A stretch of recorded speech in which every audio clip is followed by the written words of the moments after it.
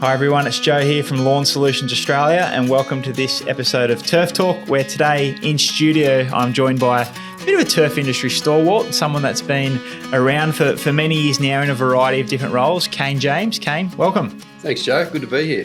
So a lot of people in the industry will be familiar with the name and familiar with the face because, as we're about to find out, you've been in the industry for quite a long time in a variety of differing capacities. But what I want you to do now is sort of take us back to the beginning before we get into some of the more familiar roles people will know you from. Okay. But why the turf industry initially? What happened there for you? So it all started back in the early 90s. Mm-hmm. I was at high school, played a little bit of golf, played a lot of sport, and obviously the interest in the surfaces I was playing on. Yep. Just triggered, that's what I'd like to do with my, as a career, mm-hmm. Involved in the maintenance of the sporting facilities I was playing on. So I went and did some work experience on a golf course at Belmont Yep. Golf Course. Loved it. Mm-hmm. Learned to drive a tractor before I could drive a car. Yeah, always good. Yeah. So that was pretty cool. Mm. And I finished year 10. So that was during year 10. I went back to school. Mm-hmm. And during that time back at school, all I could think about was I wanted to be a greenkeeper. Yeah. So I annoyed the superintendent at Belmont Golf Club for about 6 months. Every fortnight I'd give him a call, say, any opportunities. Out of the blue, I get a phone call from him saying, we've got 6 weeks work opportunity for you over the summer prior to the Lake Macquarie Amateur, which was quite a large amateur tournament. I think it was the largest in the Southern Hemisphere at the time. Yep. So, jumped at it. I was ready to pull up stumps at school. I was playing rugby league. I was playing SG ball, I think, at the time with the Knights. Yeah. So, I thought here's an opportunity to go and do some full-time work, but also increase my training and stuff like that. Yeah. So, I was happy to walk out of school at that point. Yeah. And that 6 weeks work experience turned into 2 years. Mm-hmm. So during that 2 year period, I think I was about 16 when I started. So did a couple of years there, reconstructed greens, did everything. Basically started working weekend shifts within the first 2 months. Yeah. Mowing greens, raking bunkers, doing all the tasks that all the rest of the guys were doing. So I was thrown in the deep end and loved it. Yeah, I couldn't have enjoyed it anymore. So persistence pays off when you kept hassling the super to get a gig. Does. But what is so you're 16. I'm guessing your mates probably aren't overly familiar with what you're getting into. How does one explain to his mates that he's going to go be a greenkeeper? How was the reception for something like that back then? They just think you're going to mow lawns. Yeah, you're just a lawnmower man.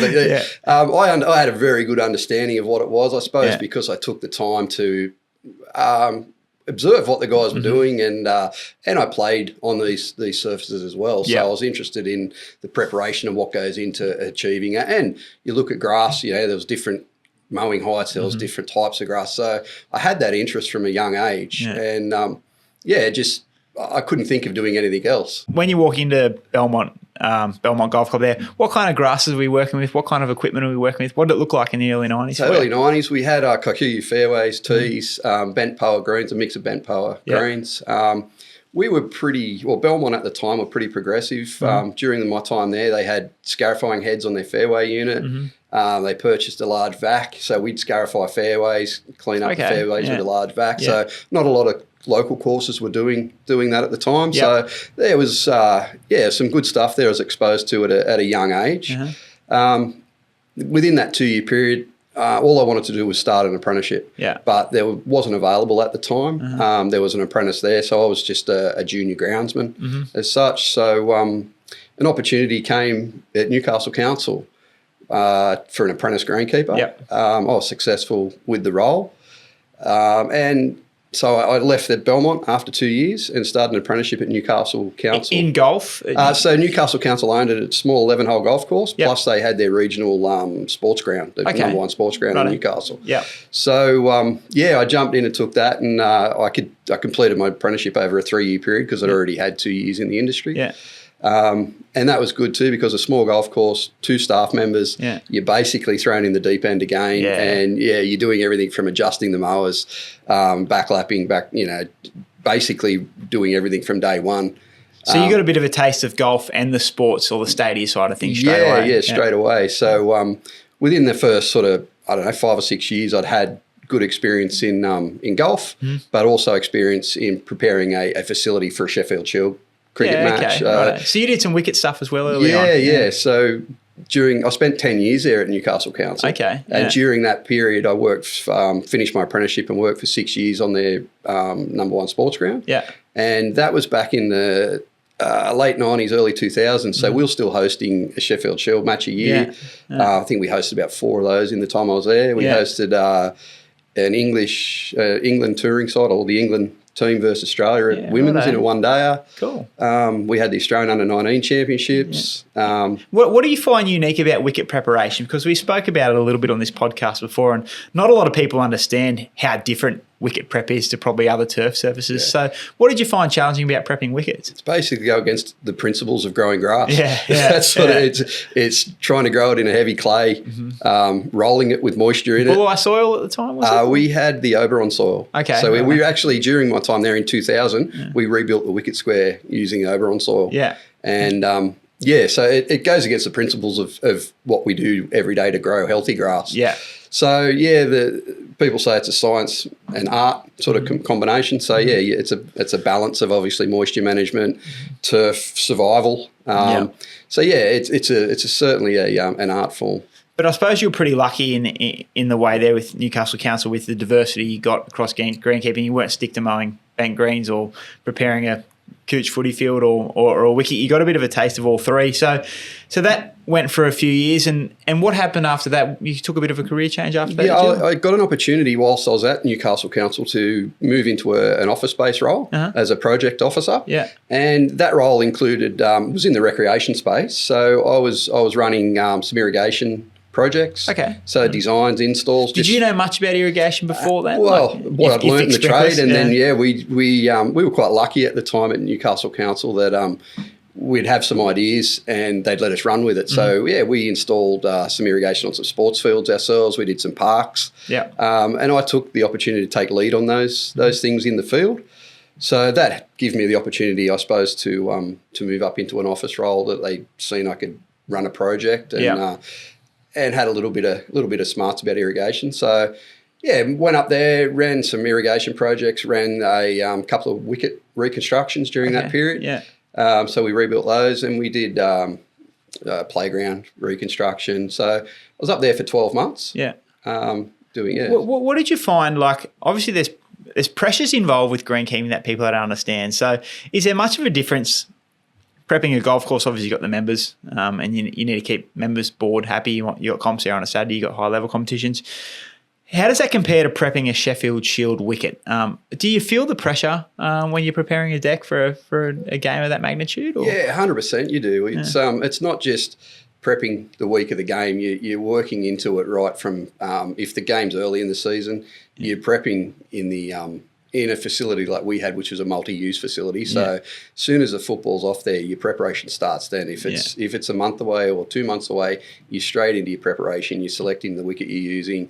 You're renovating your outfield. So you've got basically you work backwards from the game to achieve the ultimate result at the end, which is a fair, what we call it, we try and get a fair result wicket, I suppose you would call it, but try and get a fair day's play out of it. Do you have any Sheffield Shield games over in a day and a half on your wicket? Or no, we were pretty lucky. We had a couple. One go right down the wire.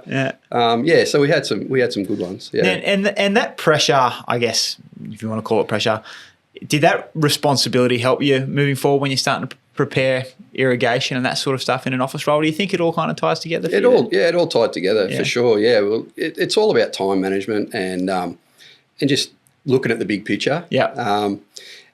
Peter Terry, he was the supervisor at the sports ground during my time there. He's still there at the moment. Yeah, right. He's taught me something that from day one, he's always taught me to prepare for the worst. Yeah. And cricket, it's always a Friday afternoon. Yeah. You get the rain come in. Yeah, Pete was very good at, he taught me that early on. If we're prepared for the worst, we're under control. Yeah. So I sort of took that. And I still use that today. So always have a think about what I'm doing and what's the worst case scenario and work forward. So try and eliminate the issues. So you worked in a few roles at the council, at Newcastle Council then. So you ended up in the office sort of role with the irrigation management. What happened after that? So in 2004, I got the opportunity to go and work for Nuturf. Okay. So I had a bit of a goal. That's something I wanted to do, and the opportunity arose. And Andy Stankovic, who I'm sure a lot of guys in the industry know and have got good relationships with. So, Andy come along and we had a chat about the opportunity, and I was really excited. Jumped in as a territory manager, looking after sort of the northwest and north coast of New South Wales. Yeah. Just before you go any further, because a lot of people that work at Nuturf or companies similar to Nuturf, they obviously come out of, sports turf or greenkeeping backgrounds. What's it like for you when you walk into a job like that, going from the person that gets sold to the person that has to do the selling or the advice or stuff? Was that an easy change for you? Were you naturally like that? Or it's an interesting question because at the time, I suppose I was 28, I think, at the time, and you think, I suppose you're a little bit naive. Yeah. So you go in there, you've got experience, you've got knowledge. You know the stuff, don't you? But you still don't know it all. So you're walking in on people who have got a lot more experience than you, probably a lot more knowledge than you. So, it was a little bit daunting at first. You've got to build the confidence, and you've got to build the trust of the turf manager that you're working with as well. Yeah. So, it was a bit daunting, but after a while, you sort of work it all out. And Nuturf had a very good system in place for training and educating their staff. Yeah. So that was probably my biggest growth in my knowledge, and put that with the experience of actually on ground experience. The knowledge that we were instilled with in Nuturf was second to none.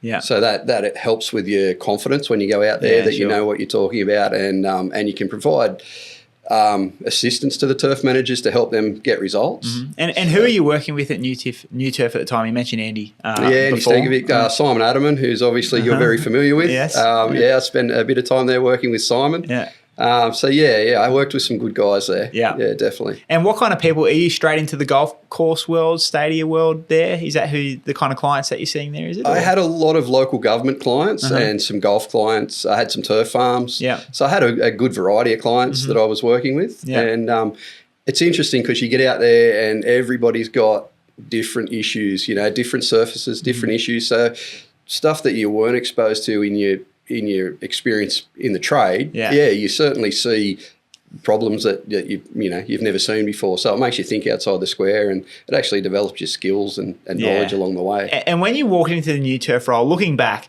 did the 10 years industry experience you have from that, did that prepare you like you think it would, or is it a whole different kettle of fish when you're actually starting to deal with people on a regular basis? It gives you a good grounding because you understand their issues at some level. Yeah. Because you've been there yourself. Yeah. But it's certainly a. Did you learn the people skills, or you think that's something you've already kind of had? I had a little bit. Yeah. But it took a fair bit for me to be confident. My biggest fear before I started the role was public speaking. Yeah, right. I was petrified, and I remember the first one I had to do, the first presentation I had to do was at a bowling greenkeepers. I think it was their annual event and it was in Newcastle. So it was a national event in Newcastle, West Leagues Club, and there's probably 150 people in the room, and I've had to get up and do a presentation on soil testing. Okay. I was petrified. Yeah. But after it was like an adrenaline rush. It was just so it's sort of I was hooked then. Yeah. And that gave me more confidence as well. Yeah. And so we're talking early mid 2000s here now, and so. That journey for you, did it stay pretty consistent for a few years, did you? You kind of did the same sort of thing and built up some relationships? Yeah, I did the same sort of thing for about 5 years. Yeah. As a territory manager, looking after the same territory. Yeah. Going out west and then up the coast, and had a monthly cycle where I'd see my clients. Yeah. And then around that time, Amgro purchased the Nuturf business. Yep. Or the owners of Amgro, CK Life Sciences, purchased the Nuturf business. Yep. And an opportunity came to work in a division of Amgro at the time called Amgro Specialty, which was managing the wholesale turf products through third-party distributors. So that role, it was a really good opportunity to get into fertilizer, like custom fertilizer blending and manufacturing, building my knowledge in that space because we did a lot of custom blends for other retailers. Yep. So yeah, I did that for 3.5 years and worked closely with the I suppose you'd call them the Nuturf competitors. Yeah, So yeah, sure. It was an interesting place to be. So that got you out of your regular monthly rounds. Yeah, I had a new customer base then. Yeah, so okay. basically had the like I said, the Nuturf competitors or the other suppliers within the industry. But because we had production facilities, we had a lot of product lines that were accessible to these companies. So I managed that business. Yeah. And during that time, I built a relationship with the lawn lovers. Lawn lovers, yeah. And it was early days of the Sir Walter bucketed fertilizer. Yep. So we were doing some manufacturing of that as well. Yeah. And the first range of liquids Yeah. that the lawn lovers liquids, so it was a soaker, the rescue, grow, and the grub guard. That's the one. Yeah. So I was part of that, putting those products together, working through the labeling, and the I suppose the marketing behind all that. Yeah. So that was probably around 2010, 11. So for those that don't know, Lawn Lovers was the original lawn solutions, I guess you say, the product division, and we're going back, a number of years now. Yep. I was still in school at the time, but was employed on weekends to put fertiliser in buckets when required and stickers on buckets. But I do remember the day, I think you guys started bucketing them. Yeah, we started bucketing, yeah. I got a funny story about you robbed me of a job then, you know that, don't you? I saved you, mate. Saved your hands. That's right. But this is a bit of payback. We supplied about 9 pallets of the 4 kilo buckets, the little ones. Yeah. And there was issues with the sealing of them. And there was about, 6 or 9 pallets. I can't remember the exact number. But I come down and brought one of the staff down from our office, and we pulled apart every pallet and resealed every lid on every bucket. And it was stinking hot. It was in a warehouse. Yeah. And it was a long day. Wouldn't have turned the aircon on for you. No, probably not. I can't remember. I just remember it was hot. It was a long day. It's funny how I didn't actually realise that until meeting you just recently. We probably had some interaction, even though I was on the young fella back in the day. But I'm still filthy on you. That was my weekend work, so stuffy for that.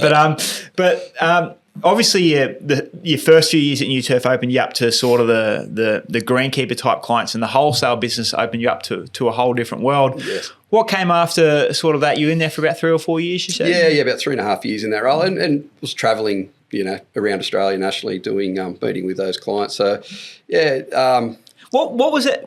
What was the main difference between seeing, I guess, in your world, they're kind of retail clients in a way, the golf courses, to going more wholesale? What was the big difference there for you? You're dealing with you're not dealing with the end user. Yeah, you're more dealing with the obviously the company building a range of products for them to go and take to market. It's less clients for you. Yeah, it was less clients, but just a diverse workload, I suppose, because you're looking at the custom blending and the custom product sort of line, or you might help them build a range of products that become their standard line of products and manufacturing those. So it sort of it taught me a lot about nutrition. Yeah, sure. And nutrition. Yeah, definitely. So it was a good time. And were you back into local government after this? No, I went back into a Nuturf retail role. Yeah, and took on a bit of a hybrid role. I still had a few wholesale customers who I managed that were sort of aligned to Nuturf. Yeah. So I managed those customers as well as and went back out in the retail market. Okay, righto. And did that for back on the coalface. Yeah. Went and did that for till about 2019. So it's a fair stint with Nuturf. It was a bit. And then, an opportunity came in 2019 at Maitland City Council. Okay, yeah. So back into local government. Yeah, back into local government. Had it changed much since when you left it? Yeah, there was yes and no. Yeah. Local government will always be local government. Yeah. It's obviously lots of regulations and you got to work under Local Government Act, so that's all sort of there.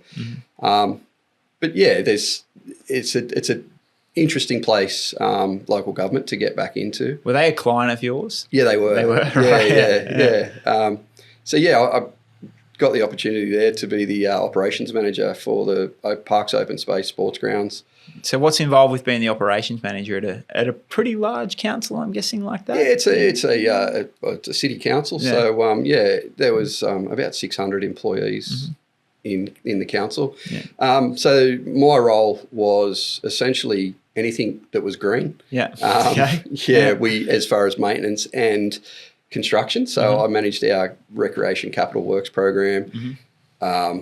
Plus, so that entailed the construction of skate parks, playgrounds, floodlights, any cricket wicket upgrades, sports ground upgrades, and anything in between, everything but buildings. Okay. So, Well, judging from what you've said, you probably had the perfect background for a lot of that too, didn't you? It definitely assisted. And outside of that, so outside of the construction, we had maintenance. So the maintenance was everything from gardens, sports grounds, trees, general parks, roadsides.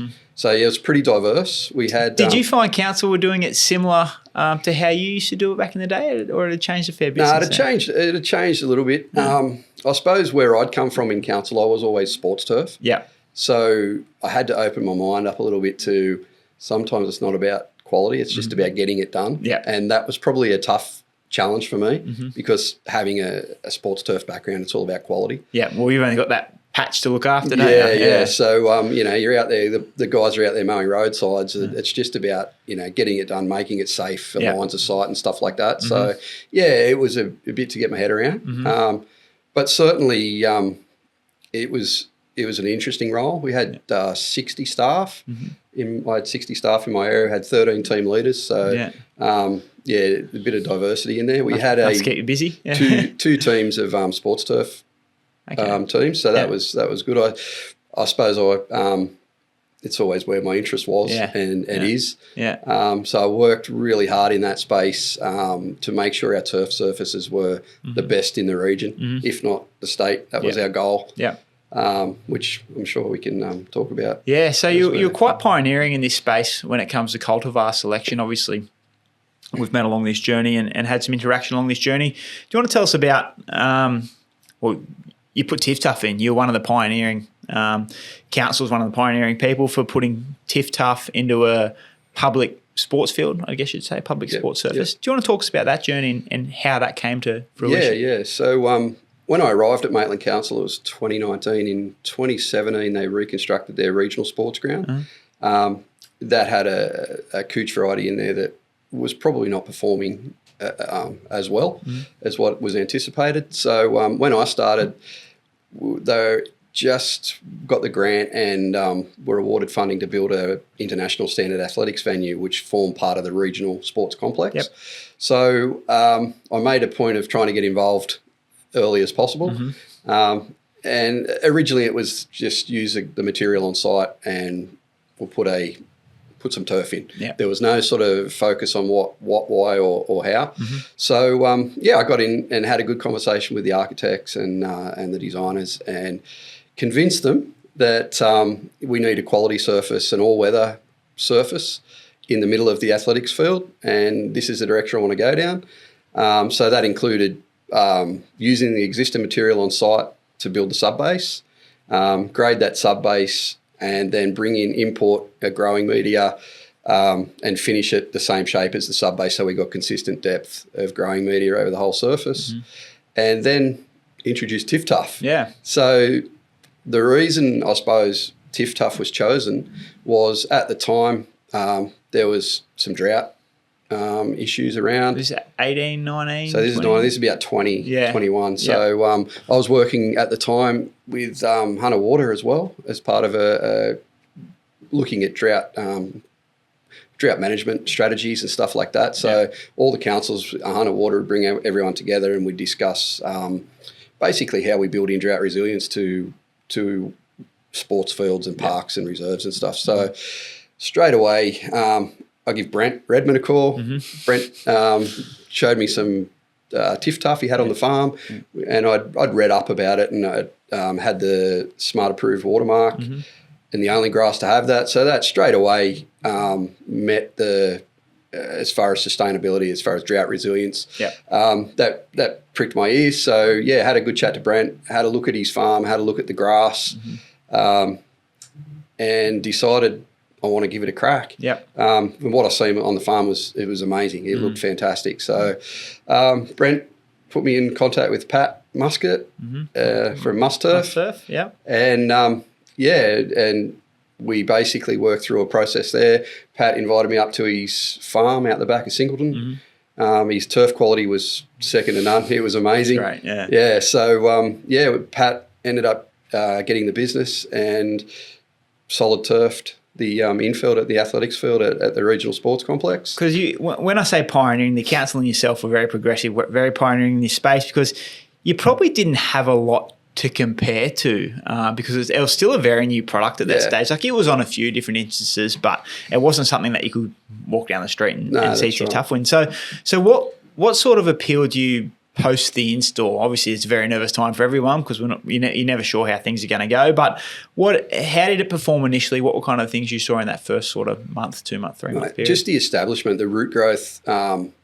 Within 10 days, we had roots deep into the ground, 50, 60 mil. And it just didn't look back. Yeah. I suppose that's the best way to put it. Obviously, large rolls. And the establishment period was very quick. Yeah. We had it in the ground and playing on in a matter of about 10 weeks. Yeah, right. Yeah. Pretty good turnaround. Yeah. It was really quick, and there was no rush to get it in. There was nothing like that. It was just ready. Yeah. And then managing it through that, like over the next 12 months, it just performed really, really well. As far as the drought tolerance, we had an amended sand profile. Yeah. So that was a bit of a learning curve for Maitland Council, because pretty much every ground there was just a push-up ground existing, and some of them are as old as the council. So, so that was a bit of a learning curve for staff to get their head around what's required. But everyone's pretty receptive to something new 100%. like that. We had some really good quality greenkeepers and turf managers working there as well. So, it was really good. So the results were phenomenal. We were cutting it. Our goal was to have a surface we could use all year round. Yeah. Cut at about 15 mil. Yeah. Didn't really have to vary the cutting height. This is a multi-use venue. Yeah, so what sports were played on? So we had athletics. Yeah. So you got all the field events. Yeah. Your javelin, shot put, high jump, all those sort of things. Yeah. And then just to follow on from that, the success with that, I convinced the council to allow me to plant TifTuf into the regional sports ground next door. Okay. Right, from the success of that one. Yep. So during that time, we had the Newcastle Jets, A-League men's team training at the regional sports ground. Yeah. So we took the surface out in October, I think it was 21. An old couch surface, was it? Or? Yeah, it was. Well, it wasn't that old. I was only 4 or 5 years old. But it was a couch that didn't like to go laterally real quick. So it was just struggled a bit. So after the result of TifTuf, I got the money, I got the time, and we moved the Jets men's team down onto the athletics field for their training. So I'm training 4 days a week down there. Yeah. And they basically trained down there on the TifTuf while we sprigged and planted the regional sports ground. And the surface, that was right through wintertime.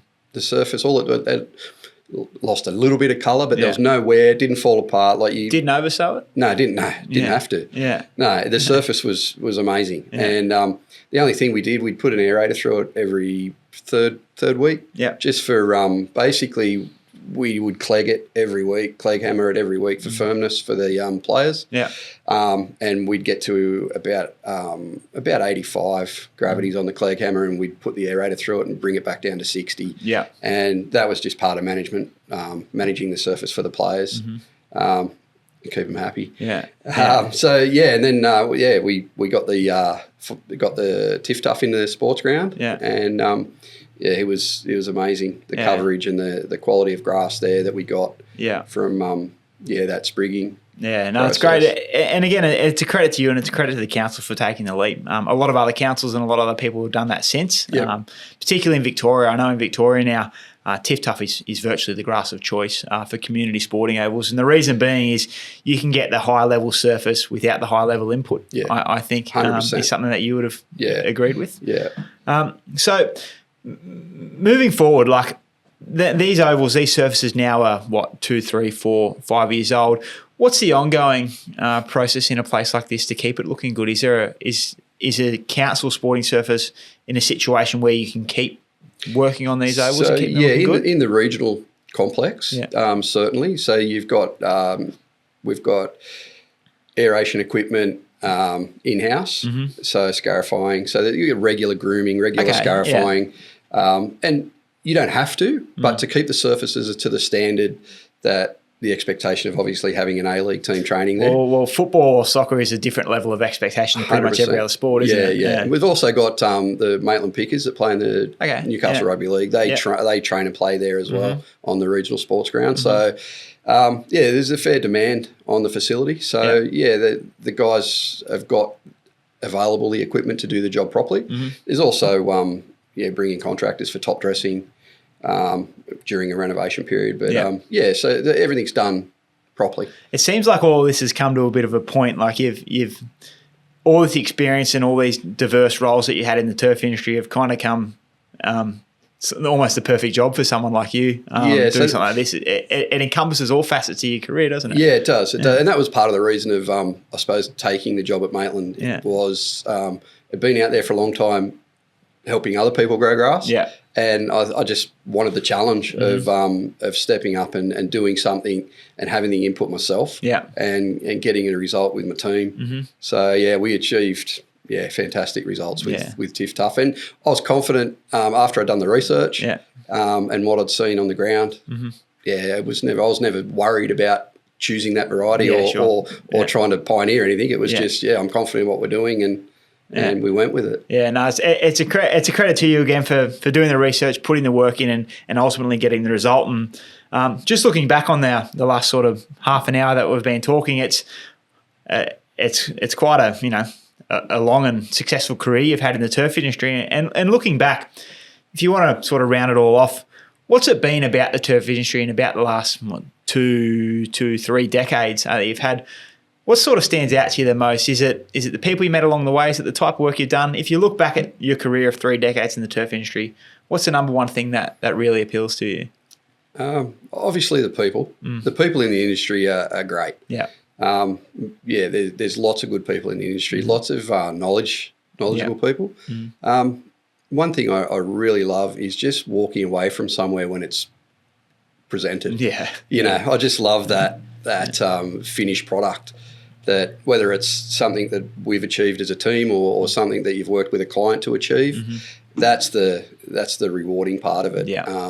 So and the smell of fresh cut grass. How good is it? How good is it? Bottle that stuff up. But one point I want to finish on, and you're a perfect example of this point, is people going into TAFE to do greenkeeping or sports turf management or something. Now, you're not fixed. Not that there's anything wrong with this. You're not fixed to being at that golf course or that bowling club or that stadium your whole life. There's so many different avenues that this industry can take us. You're an example. Simon Adamman, who's always on this podcast, who works for Lawn Solutions now, is an example. What would you sort of say to someone who's looking to step into the greenkeeping industry and might have some reservations about it? I just tell them to do it because even now, there's even more opportunity now with obviously when I started when we were younger, there wasn't even the internet. When I first started, I remember the first interaction with the internet, and I think I was working at Belmont Golf Club. So you've got the opportunity to work overseas a lot more now. There's the level of I suppose the level of expectation is increased on the delivery of surfaces. So there's just so many opportunities to work in high-end stadiums, good quality golf courses. Even councils are lifting the standard because of public expectations. So, anybody that wants to get into the industry, it's a cracking time to get in, and a career could take you anywhere, all over the world. Absolutely. You're truly a testament to that. So, appreciate you coming on and sharing your story. I know a lot of people know the face and know the name, but I'm sure they're happy to go down memory lane a little bit there and listen and enjoy that. So, thanks for coming on. We appreciate it. No worries. Thanks, Joe. You made me feel old. Didn't mean to. Cheers, mate.